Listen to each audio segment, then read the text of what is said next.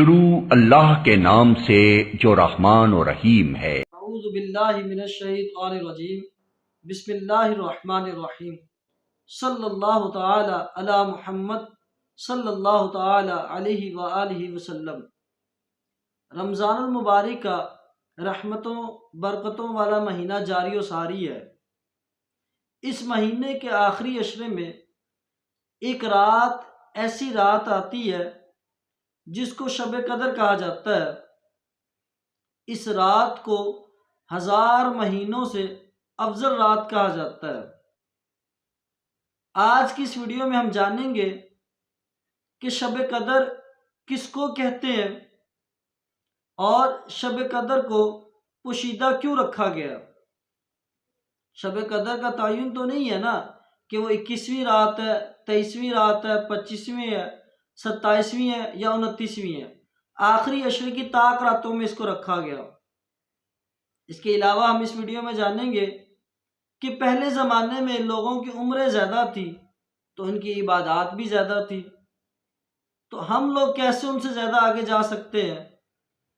اور بھی بہت کچھ اس ویڈیو میں ہم جانیں گے کہ اس رات جب فرشتے زمین پہ نازل ہوتے ہیں تو جبرائیل سبز جھنڈا لے کر نازل ہوتے ہیں، اس کی کیا وجہ ہے۔ اس کے علاوہ شب قدر کی فضیلت سے محروم تو نہیں ہم لوگ کیا، اور اس رات کیا ہر بندے کو معاف کر دیا جاتا ہے یا کوئی ایسے بدقسمت لوگ بھی ہوتے ہیں جن کو معاف نہیں کیا جاتا۔ تو اپنی ویڈیو کو ہم سٹارٹ کرتے ہیں اور اس ویڈیو میں ہم ان تمام سوالوں کے جوابات کو بھی لیں گے۔ شب قدر کہتے کس کو ہے؟ شب قدر ایک ایسی رات ہے جو رمضان کے آخری عشرے میں طاق راتوں میں رکھی گئی، جس میں اللہ تبارک و تعالی اس رات پورے سال جو فرشتوں نے جو ڈیوٹیاں کرنی ہوتی ہیں ان کے ذمے وہ کام لگا دیے جاتے ہیں۔ اس رات اگر کوئی بندہ عبادت کرتا ہے تو اللہ تبارک و تعالی اس کو معاف فرما دیتے ہیں۔ اس رات نیک اعمال کرنے والوں کو جزا دی جاتی ہے اور اللہ تبارک و تعالیٰ کے حضور وہ سرخرو ہو جاتے ہیں۔ اب لیلۃ القدر کو پوشیدہ رکھنے کی وجہ کیا ہے؟ اگر یہ رات بتا دی جاتی کہ یہ 21ویں رات کو ہوگی، رمضان کے آخری عشرے کی 21ویں، 23ویں میں ہوگی یا 25ویں میں، اس کو پوشیدہ رکھنے کی وجہ کیا ہے؟ تو فخر الدین رازی نے تفسیر کبیر کے اندر بڑی خوبصورت وجہ بتائی۔ وہ کہتے ہیں کہ جس طرح اللہ تبارک و تعالیٰ نے اپنی رضا کو اطاعت میں پوشیدہ رکھا تاکہ انسان ہر نیک عمل کرے اور اللہ کی رضا کو حاصل کرے۔ اگر خاص بتا دیا جاتا کہ اس میں رضا ہے تو انسان صرف وہ کام کرتا اور باقیوں کو چھوڑ دیتا۔ اور جس طرح غضب کو گناہوں میں پوشیدہ رکھا، اب انسان جو ہوگا وہ اللہ سے ڈرے گا کہ اللہ کا غضب اس پہ نازل نہ ہو جائے، اب وہ ہر گناہ سے بچے گا۔ اگر خاص بتا دیا جاتا کہ چوری کرنے سے اللہ کا غضب آئے گا تو انسان چوری چھوڑ کے باقی سارے گناہ میں مبتلا ہو جاتا۔ اس لیے انسان کو ہر گناہ سے بچنے کی تلقین کی گئی۔ دعا کی قبولیت کو دعاؤں میں رکھا۔ اب کون سی دعا قبول ہوگی؟ اس کا مطلب کیا کہ ہر وقت انسان دعا کرتا رہے، کوئی تو دعا ہوگی جو قبول ہوگی۔ نماز وسطیٰ، جیسے نمازوں میں نماز وسطیٰ کو رکھا تاکہ انسان اس کی پابندی کر سکے۔ علماء نے اس کی بھی وجہ بتائی ہے کیونکہ ایک یہ مصروفیت کا وقت ہوتا ہے اور انسان کاروبار جوبن پہ ہوتا ہے تو انسان نہیں چاہتا کہ کاروبار چھوڑ کے اس درمیانی نماز کی طرف آئے، تو اس لیے اس کو نماز کے درمیان میں رکھا۔ ولی کو لوگوں میں پوشیدہ رکھا۔ اگر یہ صاف بتا دیا جاتا کہ یہ اللہ کا نیک بندہ ہے تو انسان کبھی بھی باقیوں کی قدر نہ کرتا بلکہ صرف اس ایک خاص بندے کی قدر کرتا۔ تو اللہ نے ولی کو پوشیدہ رکھ دیا تاکہ انسان کو پتہ ہی نہ چلے کون اللہ کا نیک بندہ ہے۔ اس طرح انسان سب کی مطلب کہ عزت کرے، احترام کرے۔ موت کا وقت پوشیدہ رکھا تاکہ انسان ہر وقت ڈرتا رہے، کوئی ایک خاص وقت متعین نہیں کیا گیا۔ اگر بتا دیا جاتا ہے کہ انسان 40 سال بعد مرے گا تو انسان اس وقت وہ کہتا میں اب بھی عبادت کروں گا، اب میں یہ فلاں کام کروں گا، بلکہ ہر وقت انسان کو ڈر رہتا ہے کہ اس کا وقت قریب ہے قریب ہے، تو موت کو پوشیدہ رکھا۔ اسی طرح شب قدر کو بھی پوشیدہ رکھا کہ تاکہ انسان رمضان کی کوئی بھی طاق رات کو فضول سمجھ کے یا کوئی بھی ایسی رات کو اس طرح نہ محروم سمجھ کے چھوڑ دے کہ یہ رات تو شب قدر والی نہیں ہے، تاکہ اگر شب قدر اگر 25ویں کا فار ایگزامپل تو وہ صرف 25ویں کو عبادت کرے، باقی راتوں کو چھوڑ دے۔ تو محروم رکھنے کی علماء نے ایک وجہ یہ بھی بتائی ہے تاکہ مسلمان ہر رات کو شب قدر کو حاصل کرنے کی جستجو میں لگ جائے اور اس امید پہ باقی رہے۔ شب قدر اگر معین ہو جاتی، اگر بتا دیا جاتا کہ یہ رات ہے فکس ہے، تو اس رات اگر کوئی آدمی گناہ کرتا تو اس کو ظاہر جتنا ثواب رکھا گیا 1000 مہینوں سے افضل اگر یہ رات ہے اتنا گناہ بھی سخت ہونا تھا۔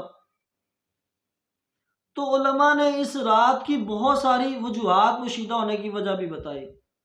تو شب قدر کو پوشیدہ رکھنے کی ایک وجہ کیا اہم ہوئی کہ تاکہ انسان ہر رات امید رکھے کہ یا اللہ شاید یہ رات شب قدر کی اور مجھے اس رات شب قدر نصیب ہو جائے۔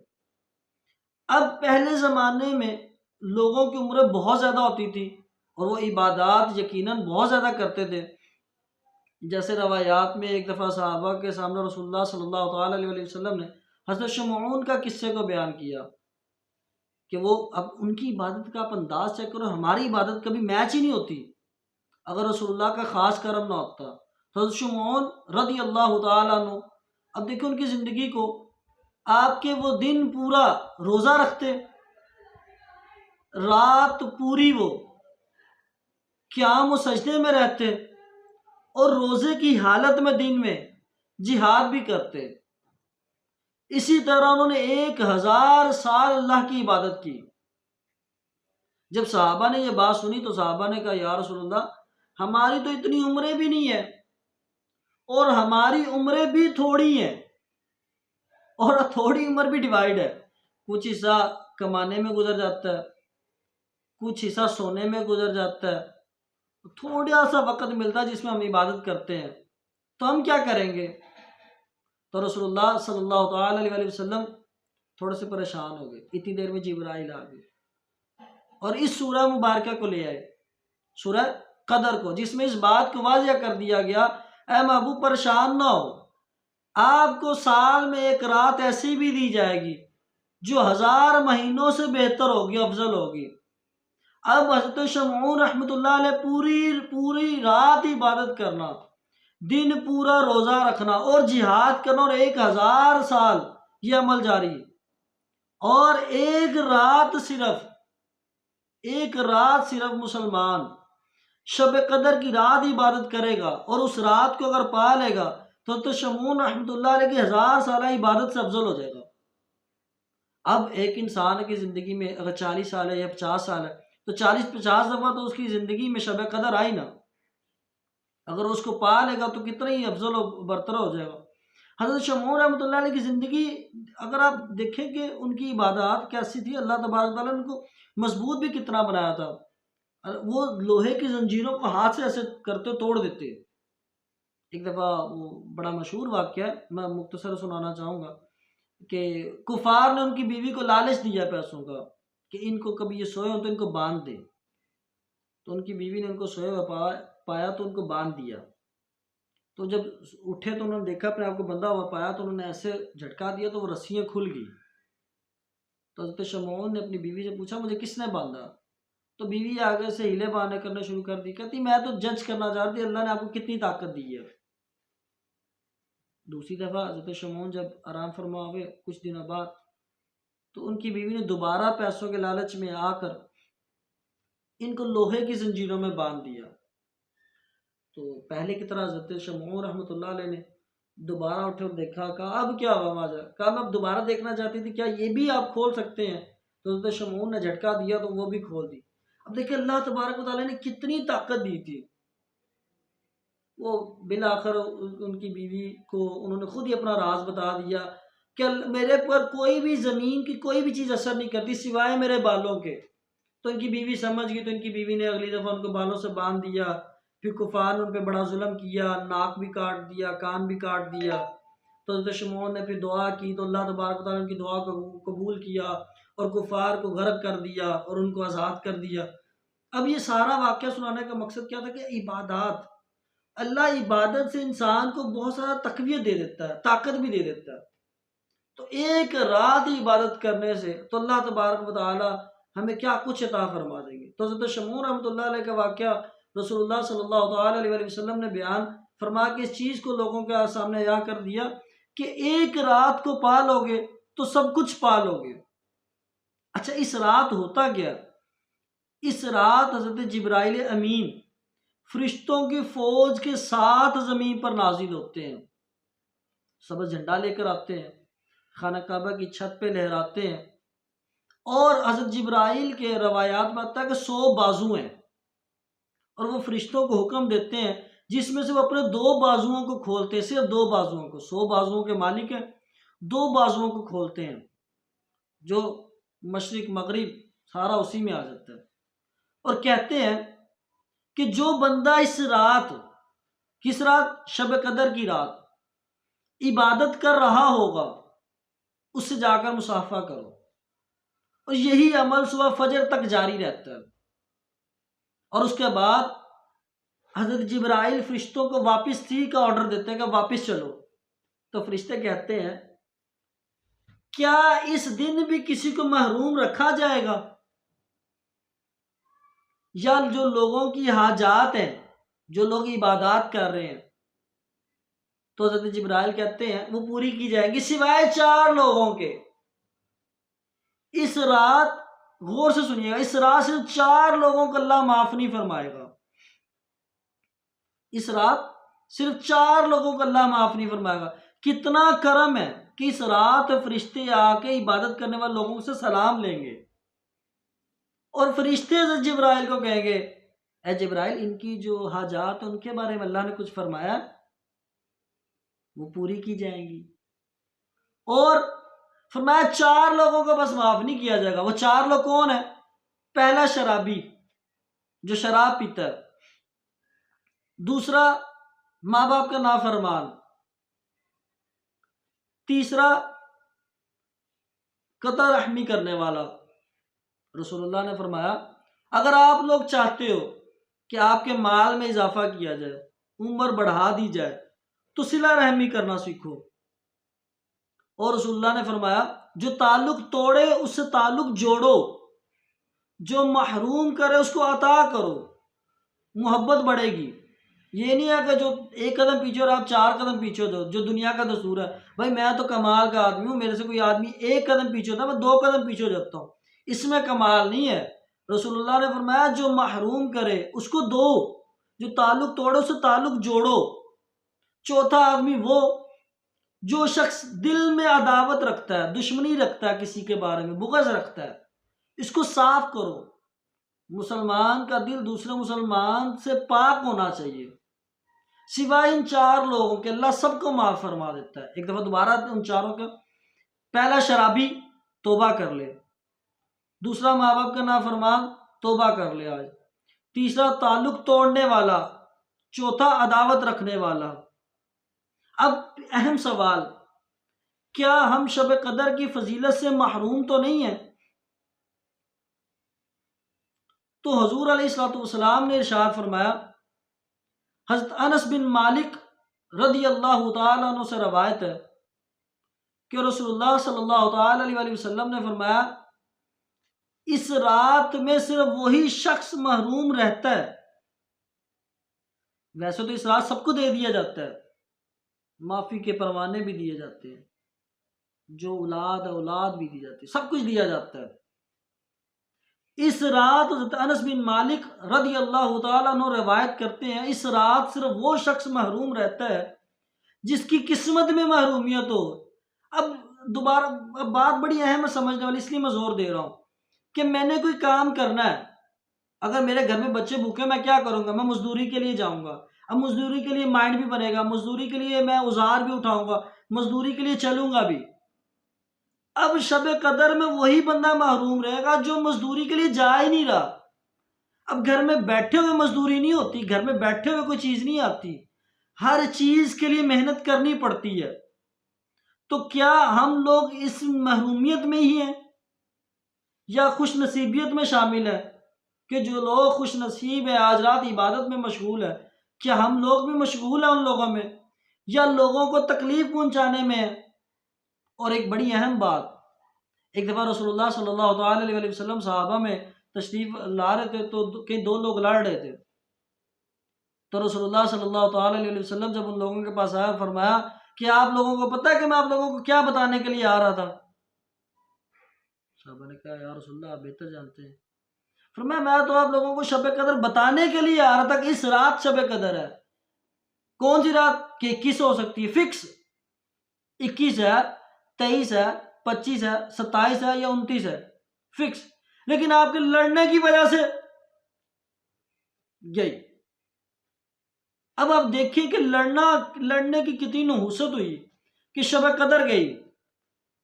چھوٹی سی بات ہے لڑائی، جس کو ہمارے معاشرے میں عام ملتا ہے، اور اس کا سبب چیک کریں، اتنی محرومیت چیک کریں کہ شب قدر ہاتھ سے گئی۔ تو ہمیں دیکھنا پڑے گا کہ کیا ہم شب قدر کی فضیلت سے محروم تو نہیں ہیں۔ اس کے بعد شب قدر کو حاصل کیسے کیا جا سکتا ہے؟ یہ بھی بڑا پیارا نسخہ ہے۔ جو لوگ شب قدر کی فضیلت کو پانا چاہتے ہیں، اب وہ کریں کیا؟ پہلی بات، عشاء اور فجر باجماعت پڑھیں۔ رسول اللہ صلی اللہ تعالی علیہ وسلم نے فرمایا جو بندہ عشاء کی نماز باجماعت پڑھے گا تو ایسے ہی ہے جیسے اس نے آدھی رات قیام کیا۔ پھر رسول اللہ نے فرمایا جو بندہ فجر باجماعت پڑھے گا ایسے جیسے اس نے پوری رات قیام کیا۔ عشاء پڑھی نہیں، فجر پڑھی کوئی نہیں، اور لیلۃ القدر ڈھونڈ رہے ہیں۔ پہلا کام، عشاء اور فجر باجماعت پڑھی جائے۔ دوسرا، تراویح اور نوافل کا اہتمام کیا جائے۔ اور مزے کا، رسول اللہ صلی اللہ تعالی علیہ وسلم جب رمضان کی راتوں کو پاتے، خاص کر کے یہ شب قدر کی تیاری میں، اپنی تہمت کو باندھتے کہ جب میں رسول اللہ عبادات میں مشغول ہو جاتے، سستی نہ کرتے۔ جو کہ بخشی ہوئی ذات ہے، جن کے وسیلے سے، جن کے صدقے سے ہم لوگوں نے بخشنا ہے، وہ ذات اتنی محنت۔ پہلا، عشاء اور فجر باجماعت۔ دوسرا، تراویح اور نوافل کا اہتمام خوب کیا جائے اس رات۔ تیسرا، جتنی طاقت ہو، یہ نہیں کہا جا رہا کہ خوب، جتنی طاقت ہو قرآن مجید کی ٹھیک ٹھیک تلاوت کی جائے، اس کے حقوق ادا کرتے ہوئے۔ یہ بڑا اہم بات ہے۔ لوگ آج کہتے ہیں رمضان کے اندر ہم نے 1 قرآن، 10 قرآن، 15 قرآن ختم کر دی، پتہ نہیں کیسے ختم کرتے ہیں۔ قرآن کی نہ زبر، نہ زیر، نہ شد، نہ مد کا خیال کرتے ہیں تو لوگ صحیح پڑھتے بھی نہیں ہیں۔ نمبر 4، ذکر و اذکار اس رات خوب کرے۔ یہ 4 کام لازمی کرے اس رات۔ دوبارہ، فجر اور تراویح باجماعت پڑھے۔ دوسرا، فجر اور عشاء کی نماز باجماعت پڑھے۔ دوسرا، تراویح اور نوافل پڑھے۔ تیسرا، قرآن مجید کی تلاوت کرے۔ چوتھا، ذکر و اذکار کرے۔ پانچواں، تہجد کا خوب اہتمام کرے۔ یقیناً جو شخص یہ کام کرے گا، اللہ تبارک و تعالیٰ کے حضور امید ہے کہ وہ شب قدر کو پا لے گا۔ اور حضرت ابو ہریرہ رضی اللہ تعالیٰ عنہ سے بھی روایت ہے کہ جو شخص اس رات عبادت کرے گا تو اللہ تبارک و تعالیٰ اس کو معاف فرما دے گا۔ اللہ تعالیٰ ہمیں شب قدر کما حقہ قدر کرنے کی توفیق عطا فرمائے، شب قدر کی، اور اس کی ہر خیر و بھلائی ہمارا مقدر بنا دے، اور اس کی فضیلت سے، محرومی سے ہمیں محفوظ رکھے۔ اللہ تعالیٰ ہمیں شب قدر جیسی عظیم رات نصیب فرمائے، اور ہمیں ان لوگوں میں شامل نہ کرے کہ جو لوگ اس رات سے محروم ہیں، بلکہ اللہ تعالیٰ ہمیں بھی اس رات تھوڑی سی رحمت ایک رحمت کا چھینٹا بھی مل جائے تو ورا الورا ہے۔ اکثر لوگ کہتے ہیں نا کہ درود پاک پڑھو تو اللہ رحمت نازل فرمائے گا، تو رحمت کا ایک درجہ علماء نے پتہ کیا کہا ہے کہ جتنا ایک آسمان اور زمین کے درمیان خلا ہے، ایک رحمت مل جائے نا اس رات، وہی کافی ہے۔ تو اللہ تعالیٰ کا حضور ہم دعا کرتے ہیں کہ اللہ تبارک و تعالیٰ میں شب قدر جیسی رات نصیب فرمائے، اس رات عبادت کرنے کی توفیق عطا فرمائے۔ یہ جو ہم نے شب قدر کو پانے کے جو طریقے ہم نے بتائے، فجر و عشاء باجماعت ہم بھی پڑھنے کے، اللہ تعالیٰ ہمیں بھی توفیق عطا فرمائے اور ان تمام چیزوں پہ عمل کرنے کی توفیق عطا فرمائے، اور جو برائیاں ان سے بچنے کی توفیق عطا فرمائے۔ وآخر دعوانا ان الحمد للہ رب العالمین۔